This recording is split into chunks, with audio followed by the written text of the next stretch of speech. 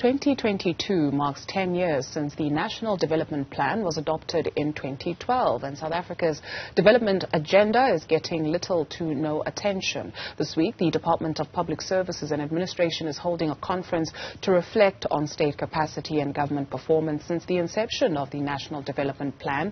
Dumisani Hlophe is the Deputy Director General at the Department of Public Services and Administration. He joins us now to reflect on the past 10 years of the National Development Plan being in existence. A very good morning to you, sir, and thank you very much for availing yourself this morning. Before we can look at or assess its impact, what was the idea with the National Development Plan? For somebody that is not aware, what are we talking about? Good morning to you and good morning to the viewers. Look, the intended outcome of the National Development Plan is to eradicate poverty and also to deal with the issue of inequality in the country and initiate a drive towards a social justice and a prosperous society. A decade later, has it achieved what it set out to achieve, or is this a work in progress? It's something that you work at every day, or something the nation works at every day?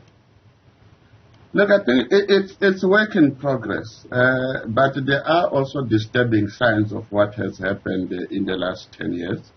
A few examples would include issues such as your state capture phenomena, which reflects the erosion of governance in terms of how government works out and how governments redistribute resources. There's been an issue of the decline in terms of municipal infrastructure and services, the whole issue around power failures constantly, and now I think there are pockets of water shedding as well. So there has been quite a number of challenges that have emerged in the last 10 years.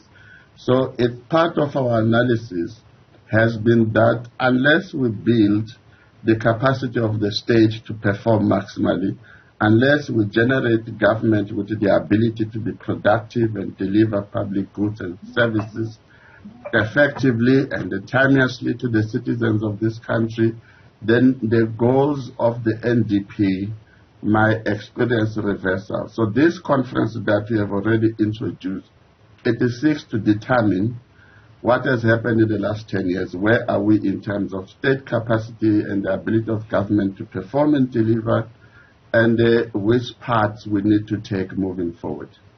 So you speak of building capacity of the state. You also note that the inability to build a capable state and a functional government risks a situation wherein government might have to adopt emergency governance measures. Which are what? How do we build the state capacity?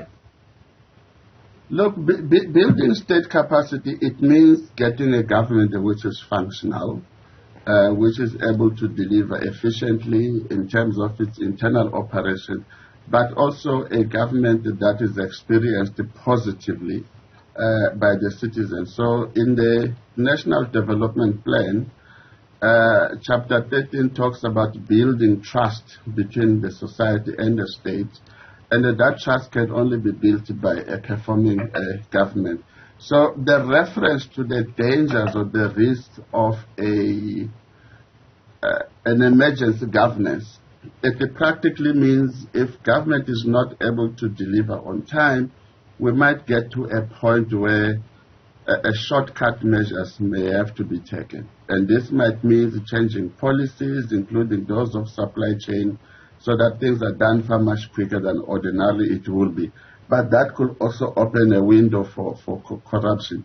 So what is key at this point in time is to tighten effectively so how government operates and how state institutions function. In essence, the capacity and the ability of government to perform, it is the basis upon which the NDP developmental goals will be realized. With everything that you have highlighted so far, you also note that at the heart of the National Development Plan is citizen satisfaction. if we take a look at citizen satisfaction, I'm not able at the moment to refer to a poll or a study that was done, but if you speak to somebody on the road or in a taxi or wherever, people will highlight some dissatisfaction, right? And so what is the point of things like the National Development Plan if 10 years into it we're still taking a look at how to build the capacity of the state, how to create a functional government with everything that you have highlighted in terms of load shedding, inequality, quality of life for the everyday citizen? Look, the issue of building state capacity and the functioning government are not necessarily new. It's not something that we're going to be engaged on for the first time.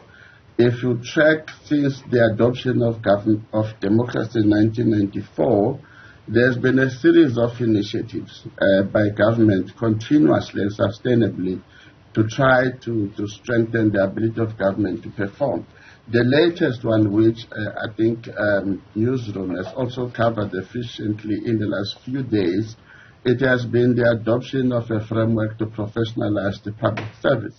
Now, this is an accumulative outcome of a whole series of initiatives that government has been doing to try to build a capable developmental state.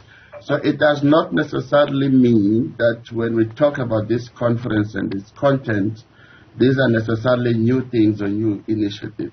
I think there's a drive to consolidate what has been happening whilst taking the initiative of strengthening state capacity and government functionality to another level.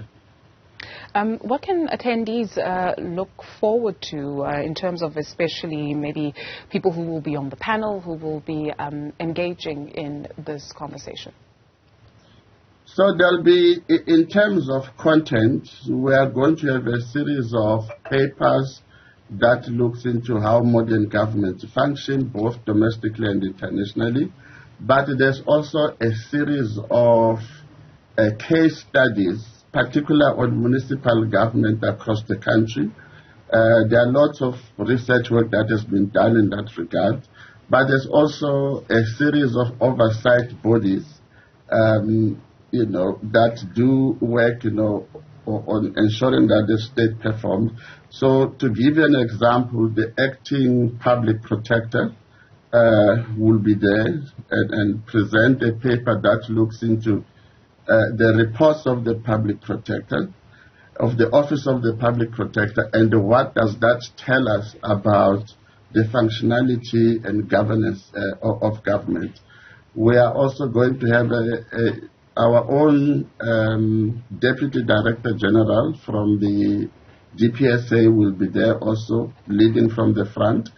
We Premier of KZN, Nomusa Dube will be there also to give the keynote address on day one. And then you will have the chair of the Public Service Commission also talking about issues that they observe in terms of the work they do, the chairperson of the National Planning Commission. But even more importantly, this conference is done in partnership with the University of KwaZulu-Natal, particularly the School of Built Environment and Developmental Studies. And we have been able to mobilize a whole range of academics from across the country and to look into several issues, including the impact of state capture on governance and service delivery in the country. So it's quite a comprehensive, conference, both in terms of content as well as participation, which in essence, this is what a developmental agenda should look like, where you bring a variety of stakeholders into one room and say, where are we and where should the country be going? Thank you very much for availing yourself this morning. Dumisani Hlophe is the Deputy Director General at the Department of Public Services and Administration.